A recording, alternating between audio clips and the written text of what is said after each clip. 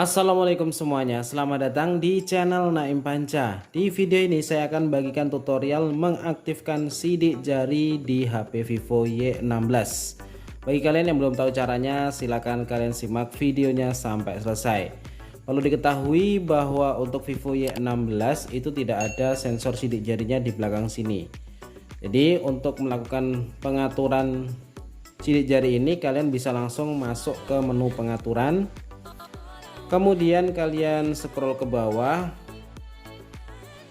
kemudian kalian pilih keamanan, dan di sini kalian bisa langsung pilih sidik jari. Di sini kalian pilih sidik jari plus pola saja. Contoh kalian buat polanya dulu, klik berikutnya, polanya lagi untuk dikonfirmasi. Jika sudah, kalian klik selesai,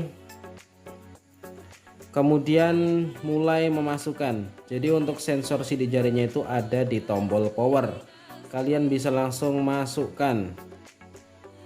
Oke, ini syarat dan ketentuannya, klik setujui,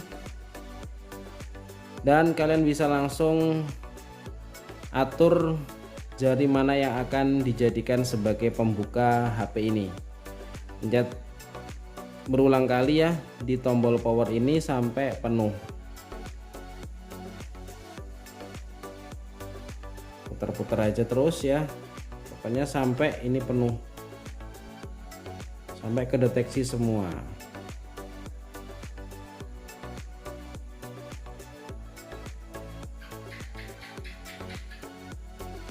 Oke, jika sudah langsung klik selesai.